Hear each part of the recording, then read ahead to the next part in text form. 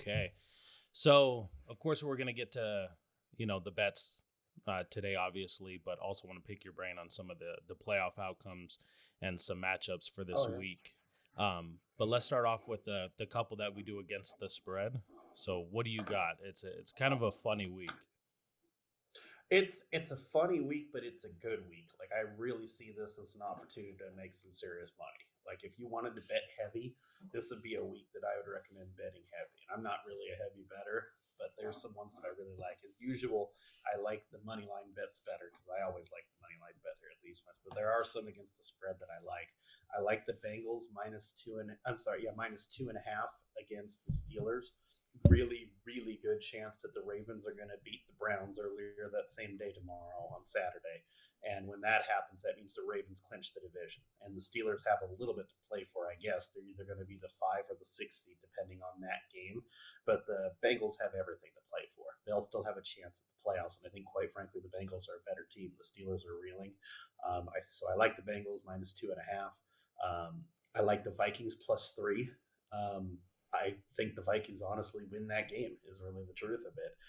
The Lions, I mean, hats off to them for what they've been able to accomplish. But they're so if they could give up that many yards to the 49ers who are beat up on their own, what are they going to do against Jefferson, against Addison, against all those guys that they have? And they're clicking on all cylinders, and they're playing in a dome. Even though it's in Detroit, it's still a dome.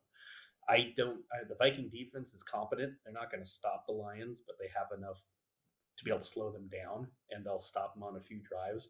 I don't know how the Lions defense stops the Viking offense, so give me the Vikings plus 3. And then this is my homer pick, but I think it's the truth. The 49ers plus 4.5 against Arizona. Like Dobbs is not that bad.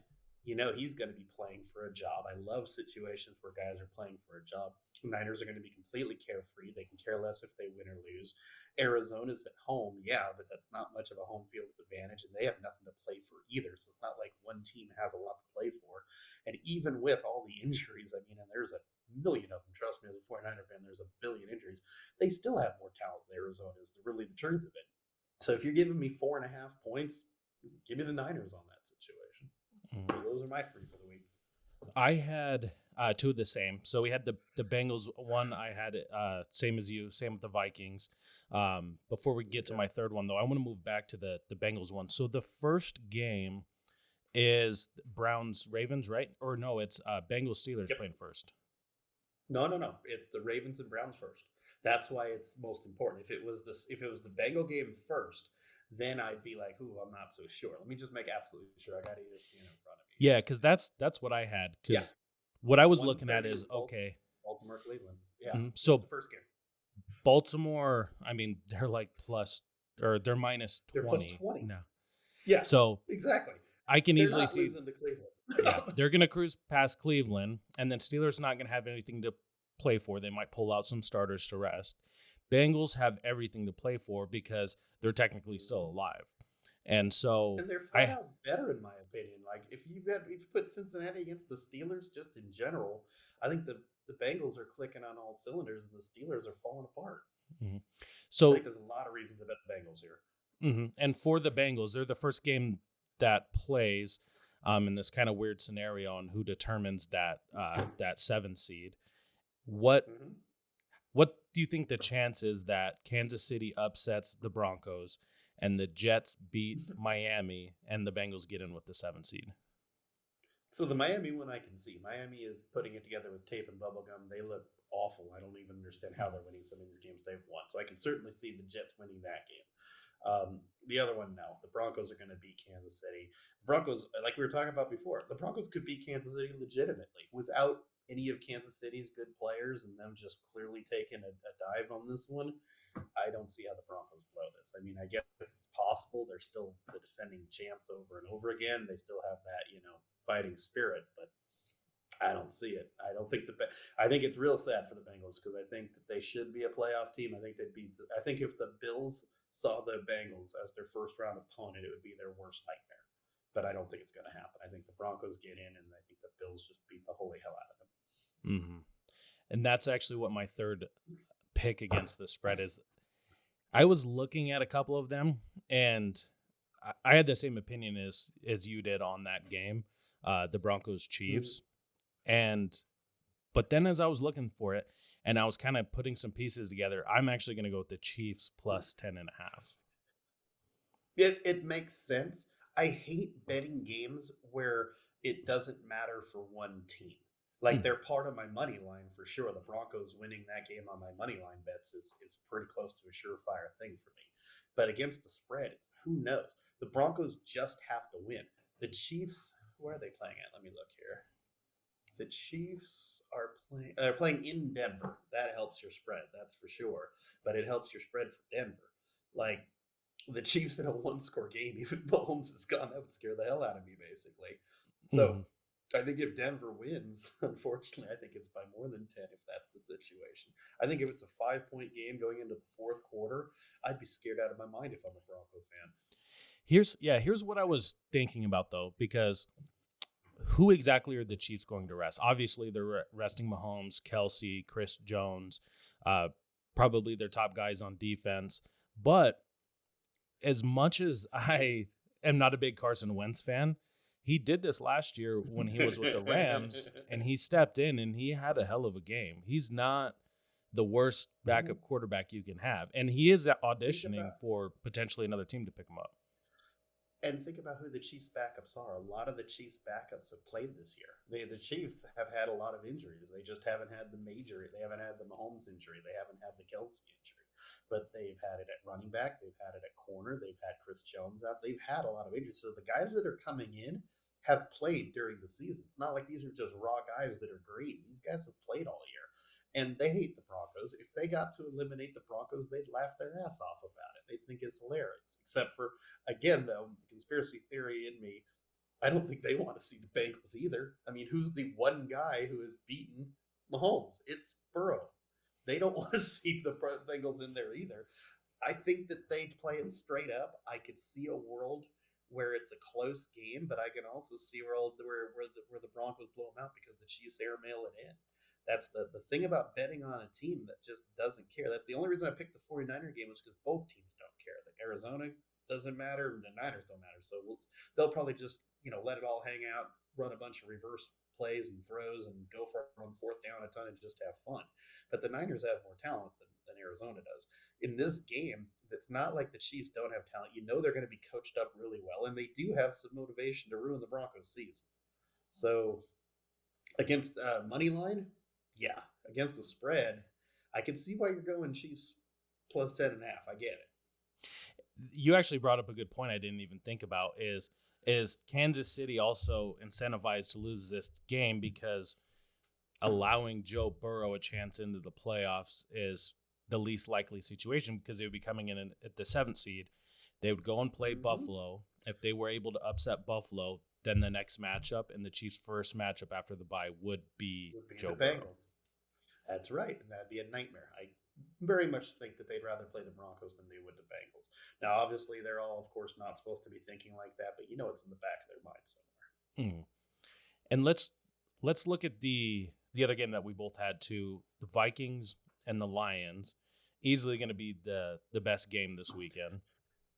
One thing that I was thinking about though is what you said earlier in the week when you mentioned how the Lions defense is playing on being able to get like a turnover or an interception. Do you see the Vikings being able to hold the Lions offense and then maybe being able to steal a possession and keep it close or maybe win this? Or do you think it's just kind of Lions are dead in the water? No, here's why I like the Vikings in this one is that the 49ers have been playing Jared Goff for a very long time. So we got to see him twice a year every year, sometimes 3 times. And I've watched his entire career. When Goff has time to throw the ball and can set his feet, he's one of the best quarterbacks in football. When you move him from the pocket or you pressure him, he's not honestly very good. He makes tons of mistakes. And what do the Vikings do? They blitz more than anybody. They are the best team in the league at getting somebody off their spot. And I think that matchup alone kills what the Lions do. Now, they're still going to get theirs. They're the Lions. They're going to score 24 to 31 points, and they're going to put their foot on the gas because they know they don't have a defense. What really does it for me was that last game against the 49ers where the Lions decided to come in for a revenge game. And you could see it. They were picking fights with the Niners. They were going balls to the wall against the Niners. But the Niners should have beat them. The Niners did what they'd done all year long. They blew another lead in the second half. They got a couple of injuries. They made a couple of stupid things. Their kicker can't make a kick to save his life. And in all accounts, if you're being truly objective, a beat up, shitty 49er team should have beat them. What is an awesome Viking? I mean, the Niners don't have the weapons that the Vikings have, not even close right now. I mean, you're going to compare Debo to Jefferson. It's not even close. You're going to compare Jennings to Addison. It's not even close. Running back, Aaron Jones to whoever the fuck is playing running back for the 49ers right now. Like, the only thing the Niners had on them was tight end, and Kittle went nuts against them.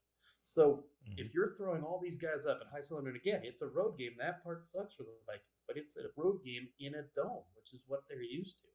I don't see how the Lions defense can stop them at all, and I certainly can see how the Vikings defense can stop them. The only thing that can really beat the Vikings in this game, in my opinion, is Darnold. If Darnold reverts back and he turns into the Darnold of over and he turns the ball over a bunch, the Lions win. But if Darnold plays like he's played the last 6 or 7 games, I honest to God, I think the Vikings win it. God, I feel so bad for the Lions fans, that's for sure, because for the Lions to have the season that they had and be the 5th seed is just a crime. But it looks like that's what's going to happen, at least what I think. I mean, and think about the spread itself, 3 points. What Vegas is saying is that they think that these are equal teams, and they're giving the Lions 3 points because they're at home. At home, yep. So it's interesting. This is going to be tough, too, because of how much it affects their playoff seeding. Do you agree that it probably affects the Lions the most to be the 5th seed and not get that bye, right? I don't think it's even close. Like, if they had an extra week off, they pretty much assure themselves that they get Montgomery back. And Montgomery, in my opinion, is he might not be the best player in the Lions, but he's the heart and soul of the Lions, in my opinion. He's the guy that when they were in overtime against the Rams early in the season, I think the guy got the ball like 9 straight times.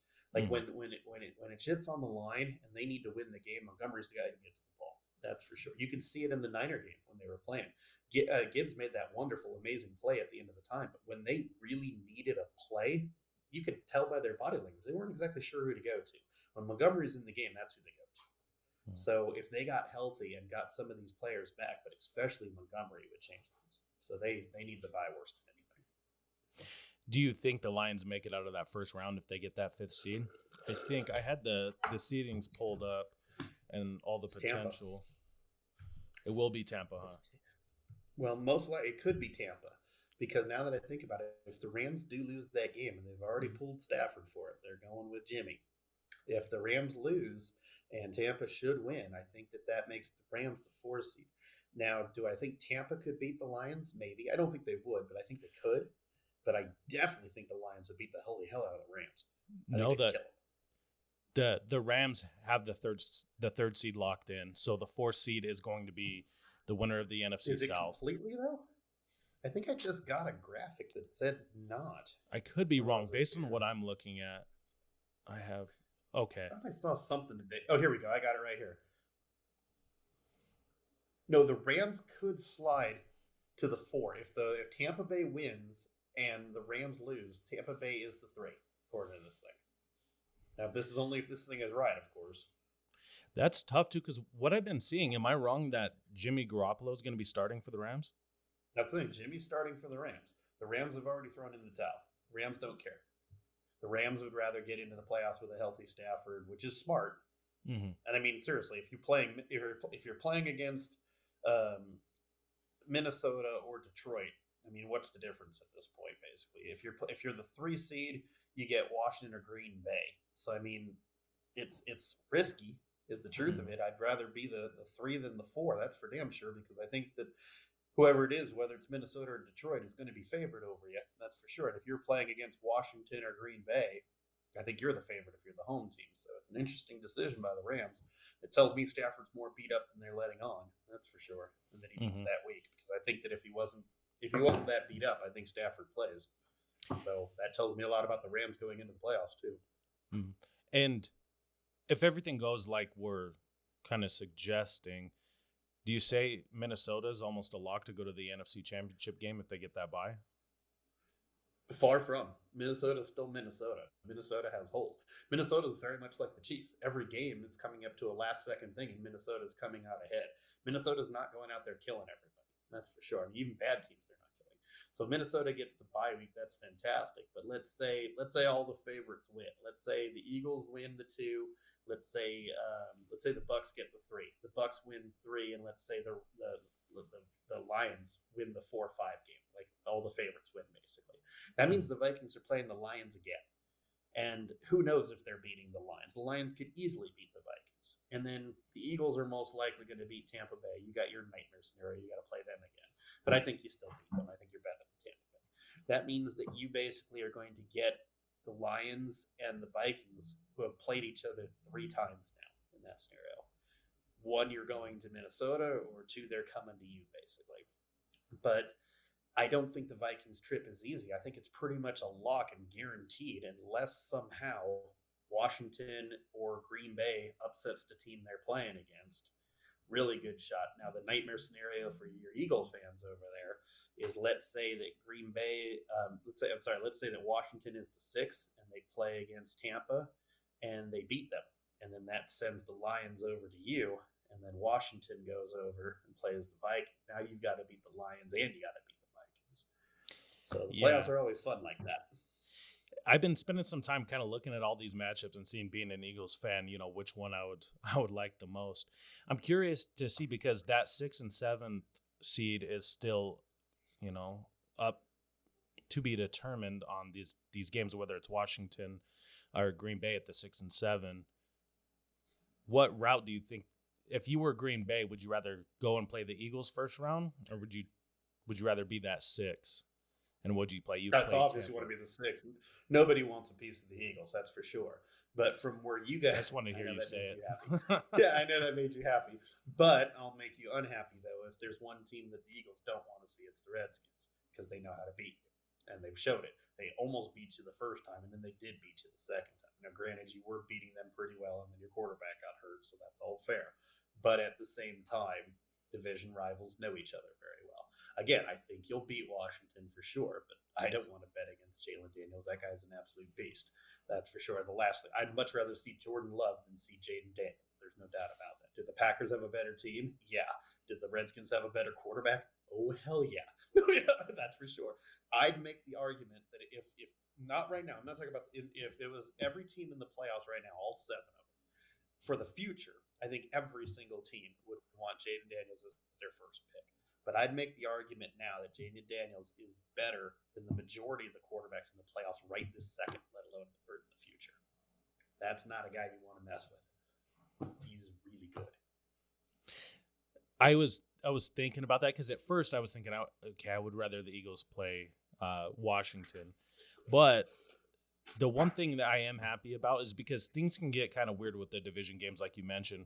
And I think if we did squeeze out that win, I think it's good that we lost against them once rather than beating them 2 times, because beating a team with such a great quarterback, like you said, Jaden Daniels, 3 times in 1 year is going to be tough. But we'll see how a lot of that plays out in the NFC.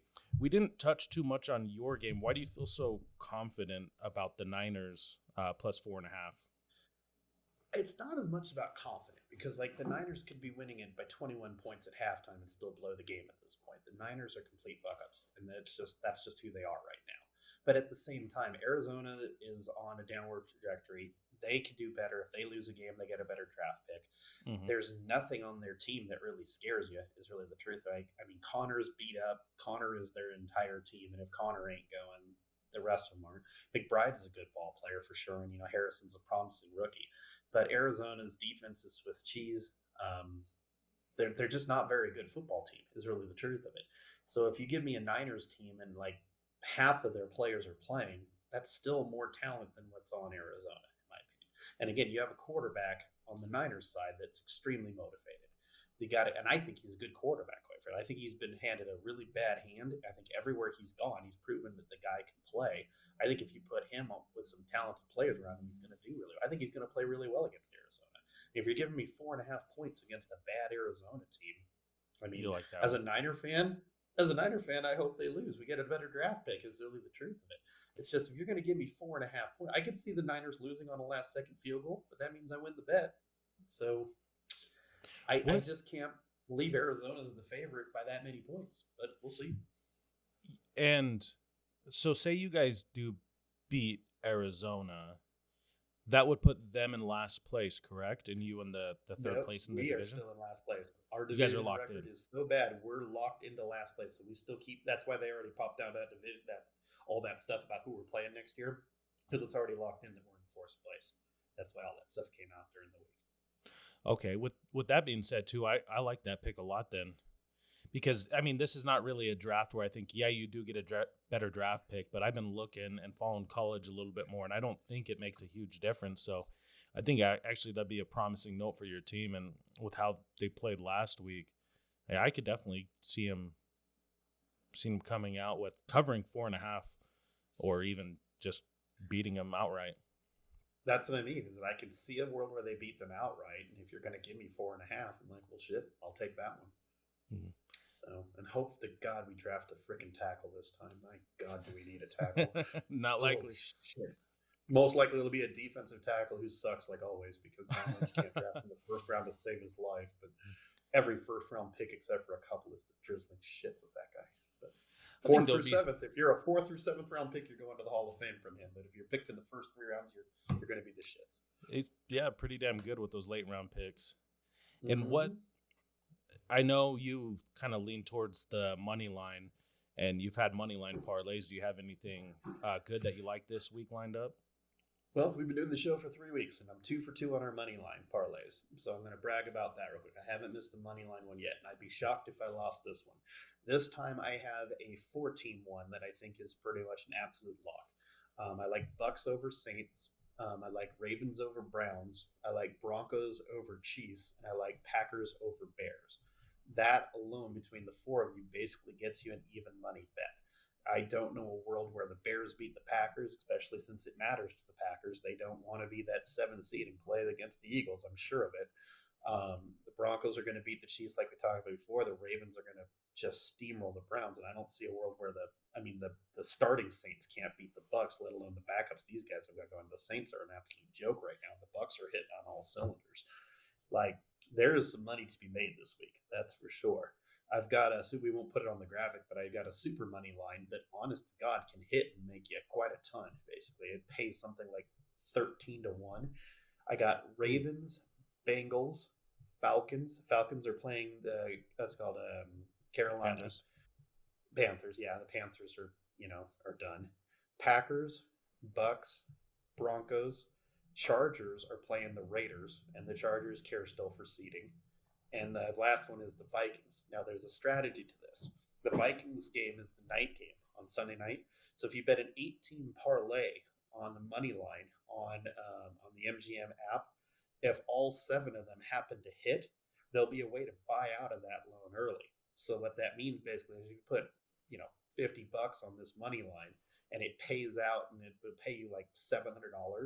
They'll probably say that you can cash out of this thing for $300 or $350 because you got 7 out of 8 correct. At that moment, I would immediately cash out because truly, I think the Vikings are going to win, but I don't know the Vikings are going to win. But if you get me to the part where I've hit 7 out of 8 and all I've got is that game left, I would cash out of that thing a little bit early and collect my wins. I agree. I like that strategy. I'm hesitant a little bit. I took your money line parlay thing, and I did it last week for college. Oh, good. But for college, yes. Yeah, that didn't go. I had Alabama, I had Colorado, I had Oregon. I did have Notre Dame. Alabama sucks. I watched that game. I'm like, they're terrible.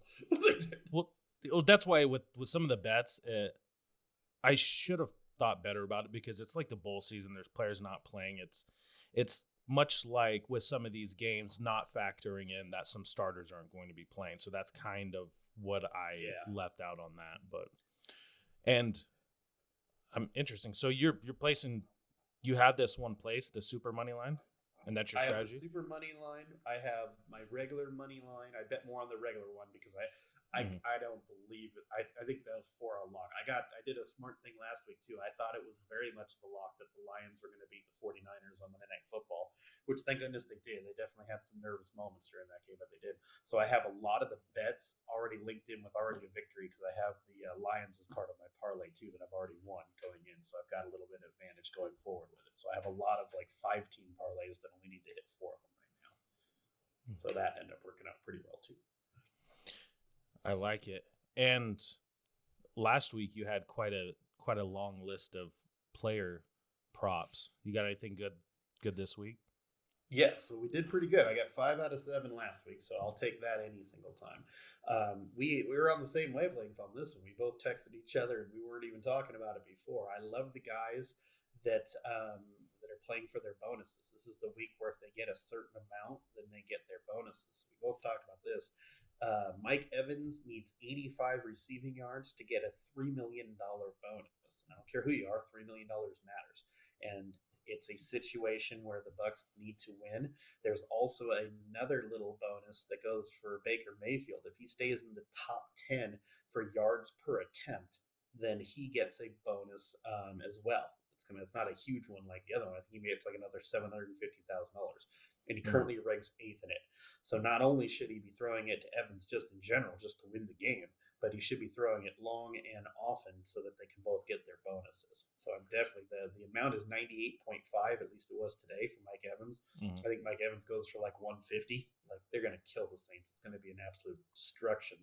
But there's no way in hell he's coming out of that game before he gets his bonus.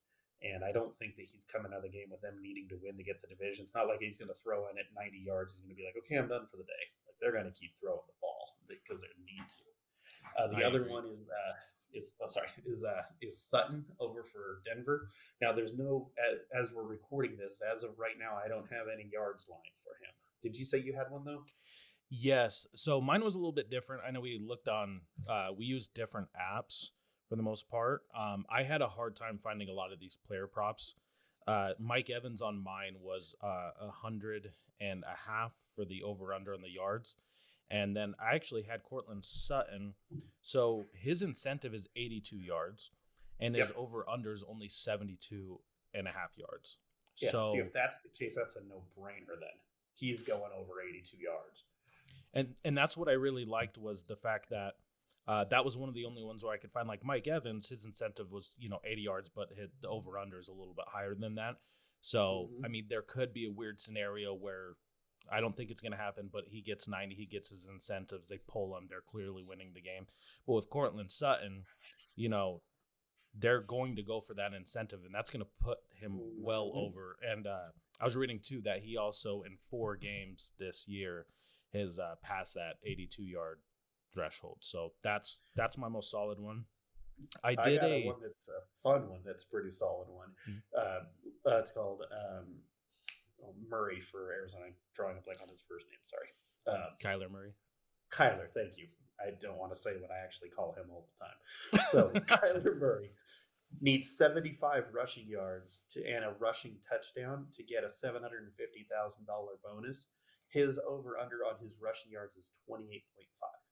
So that seems like a pretty much a no-brainer. I think he's going to cross 28.5 rushing. And the 49ers, not just this year, for many years have been susceptible to quarterbacks who run. They're terrible against running quarterbacks. He's going to go over 28 yards rushing. And that's the thing too is when you have these incentives, right? Like Baker has it in the back of his mind. He's getting the ball every play, so he's going to force the ball downfield if he needs that incentive. As a receiver, you can't really force the ball to yourself, but you can hope that your quarterback and your team's looking out and designing stuff. But Kyler Murray's going to have that ball. He loves to scramble already, and $750,000. I think he's going to push those runs a lot. So I like that too. I also what I did was I'm going to do a little 2-leg parlay of I think I'm going to do the over on Mike Evans and then an anytime touchdown score on that too. That's not bad. If he's going to get the ball as much as we expect him to, he's probably going to get in the end zone. That makes sense. I like Dobbins. 58 rushing yards is what he needs for a very, very small bonus. It's 150,000, but the Raider defense is atrocious, and they're 28th tackling defense in all of football. And the Chargers do need it, and the Raiders don't. I can see Dobbins running all over them. I could see that. The only one I looked at and I was debating on, do I put something on this? It was Zach Ertz has a couple of incentives. Yeah, I think he needs, but he needs something like 10 catches, 100 yards, and 2 touchdowns. Which he'd have to have the game of his life to do that. And I don't know if that's happening. He's far And I could past see that. them sitting Ertz, quite honestly. They need him for the playoffs. I don't think that they're going to try to force feed a guy who's 90 years old with 8,000 injuries right before the playoffs. And he doesn't need the bonus. I'm sure he'd like the bonus, but he doesn't need the bonus. Right. Was The there any one other more that, incentive oh, that you yeah, saw? one that I love is especially since we talked about it so much earlier. I don't know how Sam Darnold doesn't go over 280. Like that's why I had Brock Purdy last week, and Brock Purdy had the game of his life. Sam Darnold needs to go over 280 yards to beat his bet. I think Sam Darnold goes for close to 400. Like, Oh, I agree with you. That reminds me too. Geno Smith has an yep. incentive for 186. And here's the problem: Geno's over under is 250. Now, Yeah, that's what we're. Geno is very, as Seahawk fans will be able to tell you, Geno has a tendency of disappointing people. That's what Geno does. And I could easily see Geno getting his 185, but not passing 250. I have no faith in Geno whatsoever. Could he do it? Sure. It looks like the Rams have put in the white flag, but I'm not betting anything on Geno. That's what I was thinking about. I was like, oh yeah, I'm gonna go hit the over on that. He'll sling the ball. He's not afraid to throw it. But when I saw that it was at 250, I was like, well, maybe do I even side on the under because he's just there's that factor that he's not very good. There's always that. I must, again, as I'm not shy about as you are with an Eagle fan, I'm a huge Niner fan, and I get it. The Seahawks did beat us in the last 2 minutes. I have no idea how it happened still to this day. I watched it happen and I was in shock. That dude sucks. He is a really bad football player. I don't care what his stats have said or this quote unquote resurgence. I love it because the Seahawks are stuck in purgatory. They're between 7 and 10 and 10 and 7 every single year. So I hope Geno lasts forever in Seattle because they are an average team at best. That is not a good quarterback. I know everything there is to know about Geno after watching him the last 3 years. He's bad. I would not bet on him to do anything when it comes to being a quarterback. Agreed. Now, besides, the kind of main things we've looked at, and I think what everybody has their eyes on for this week, is there any other bets that you've seen that you liked? Is there any games that kind of intrigue you? Or no, I think just if it's not broke, don't fix it. We've got some incredibly easy games. Like you're not going to make too much money, but if you took a good lump sum and bet just a 2-team parlay, say Bucks money line over Saints, Ravens money line over Browns. I mean, could you lose? I guess, but God, what are the chances that you're going to lose? If you took $500 and bet that bet, you're probably going to only win like $140. So I'm with you. The return's not that great, but it's pretty much a guaranteed $140. I mean, how did the Ravens lose to the Browns? How did the Bucks lose to the Saints? It's just not going to happen. The other games, I mean, like we talked about, maybe the Chiefs play inspired football and their backups are pretty well. Packers over the Bears. Maybe the Bears, with all that talent, they finally pull it together and the Packers play super tight and the Bears, maybe. It's like there's not a chance in hell that the Browns are beating the Ravens. There's not a chance in hell that the Saints are beating the Bucks. Maybe just take your easy victory like that. Again, it's not like I'm going to make you $1 million with this bet, but you're going to win. The other one is like on the parlays. What are the odds that Mike Evans doesn't go over 85 yards? The only thing that would stop him is to get hurt, quite honestly. What are the odds that Kyler Murray doesn't run for 28 yards against the 49ers, especially when he needs 75? It's like, I'd say this week, focus on the sure things instead of well, maybe the Colts will pull it together and it's only a 1-point spread. And who knows what the Colts are going to do? Bet on the ones that are like, hey, the Bucks need to win the game to make the playoffs. If they don't win, they don't make the playoffs. And oh, by the way, they're playing the worst team in football. Hey, the Ravens are playing a Browns team that is an absolute joke and is a 20-point favorite. If the Ravens win, they're the 3 seed. If they lose, they're the 6 seed. There's no chance in hell the Ravens are losing that game. I'd say this week, focus and bet on the sure things versus the hey maybes and count your winnings. Yeah. When I was looking at this slate and I'm just like, looking at it from against the spread, this is not really the best week to do that. But there is a lot of opportunity, like you said, with some of these incentives, these player props, and then some of these parlays that you could string together on these money lines. Because, at first glance, I think what a lot of people think is, well, the money I'm going to get on a Ravens money line, it's just not going to add up. It's just not going to make sense. But if you're stacking it with some other guarantees, like you said, I think that could be a really good play to make some good money this week before we go into the playoffs. Yeah, and that's it. The playoffs are an easier bet in my opinion. I've always thought that betting playoffs, especially against the spread, is the way to go. There's no excuses. You know exactly what you're getting. You've seen them play all year. You know who the good teams are. You know who the bad teams are. Do fluky things happen in the playoffs? Of course, nobody thought the Packers were going to kill the Cowboys by 80 points in the first round. So crazy things do happen. But if I had told you that the Packers could beat the Cowboys, you wouldn't have said it's impossible either last Mhm. year. So crazy things do happen in the playoffs, but not nearly as much as they do in the regular season.